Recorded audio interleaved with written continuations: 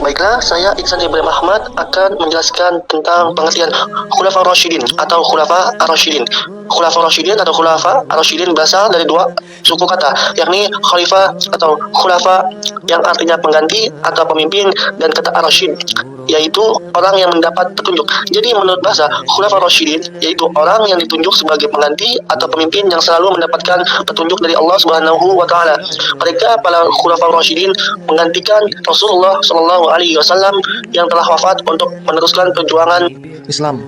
Berikutnya saya akan menjelaskan khalifah ketiga, yakni Utsman bin Affan radhiyallahu taala anhu.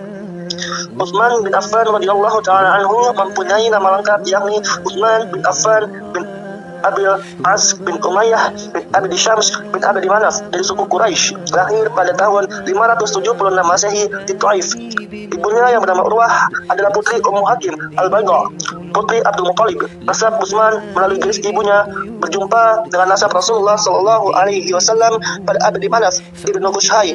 Nasab Utsman radhiyallahu taala anhu disambung melalui Umayyah bin Abdi Syams bin Abdi Manaf, sedangkan nasab Rasulullah Shallallahu alaihi wasallam bersambung melalui Abdul Muthalib bin Hisham bin Abdi Manaf.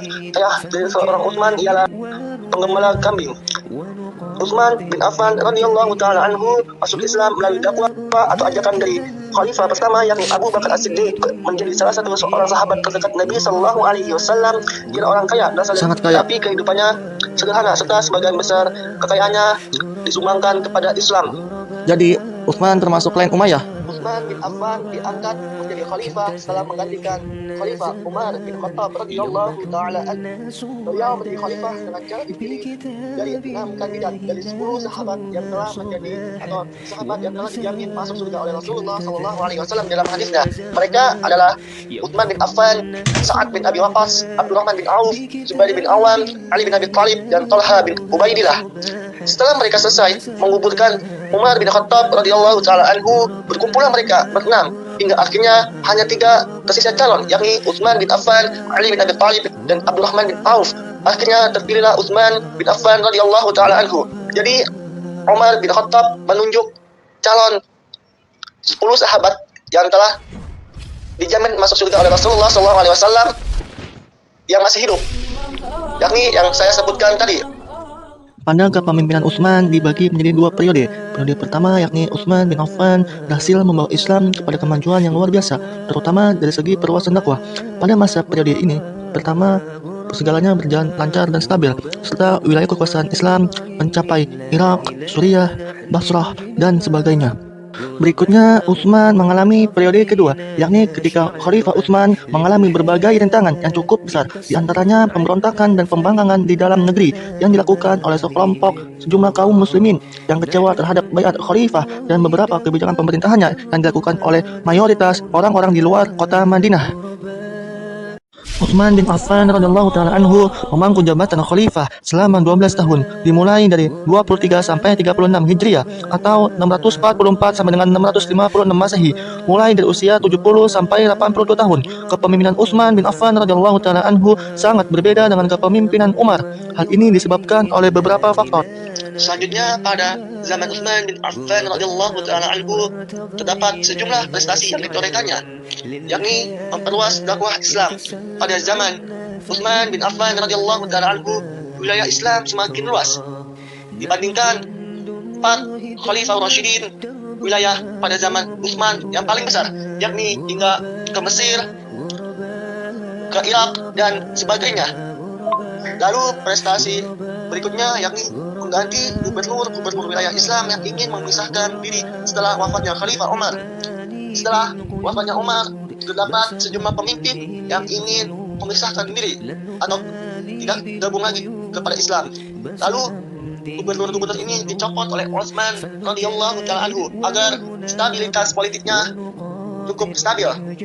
Lalu prestasi selanjutnya ialah memperbanyak naskah Al-Quran yang sudah dibukukan menjadi 7 eksemplar, yakni pada Utsman bin Affan radhiyallahu taala anhu Al-Quran yang masih tercecer ataupun yang sudah jadi dikumpulkan kembali menjadi 7 eksemplar, yakni pada zamannya terdengar atau terdapat mushaf Utsmani, yakni terjadi pada zaman Utsman bin Affan radhiyallahu taala anhu. Menurut Syekh Muhammad Shaleh Al-Utsaimin mengatakan mushaf Utsmani ialah mushaf dari ayat-ayat Allah Subhanahu wa taala yang dikumpulkan kaum muslimin pada zaman Khalifah Utsman bin Affan radhiyallahu taala anhu. Mushaf tersebut dibukukan pada tahun 25 Hijriah atau 646 Masehi. Prestasi selanjutnya yakni membangun jalan-jalan dan jembatan-jembatan untuk memperlancar jalur dakwah dan perekonomian. Dan prestasi yang terakhir yang saya dapatkan ialah mendirikan masjid-masjid dan memperluas Masjid Nabi atau Masjid Nabawi di Madinah hingga 160 dikali 150 hasta dengan tiang koalam, dinding batu berukir, bertahta perak dan atap melengkung. Utsman bin Affan terkenal dengan kekayaannya. Dengan kekayaannya tersebut, Utsman bin Affan rela menggelontorkan uang dengan sangat banyak untuk kemajuan Islam, yakni salah satunya dengan memperluas Masjid Nabi atau Masjid Nabawi yang berada di Madinah, Saudi Arabia. berikutnya adalah keteladanan karakter Utsman bin Affan radhiyallahu taala anhu. Yang pertama yakni suka berkebawaan Utsman bin Affan radhiyallahu anhu. Utsman bin Affan termasuk sahabat yang sangat kaya. Walaupun dengan kekayaannya tersebut, Utsman bin Affan terbatas oleh beliau banyak menyumbang hartanya untuk kemajuan Islam. Misalnya untuk membangun masjid-masjid dan menyedekahi kaum-kaum yang membutuhkannya.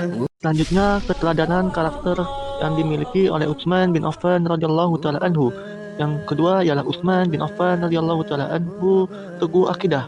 Maksudnya adalah tatkala disiksa oleh kaum kafir Quraisy pas awal-awal keislaman, Utsman disiksa untuk pindah kembali ke agama nenek moyang. Tapi Utsman bin Affan dengan keteguhannya menolak ajakan mereka untuk kembali ke agama nenek moyang. Selanjutnya, keteladanan berikutnya ialah kesederhanaan Utsman bin Affan radhiyallahu taala anhu.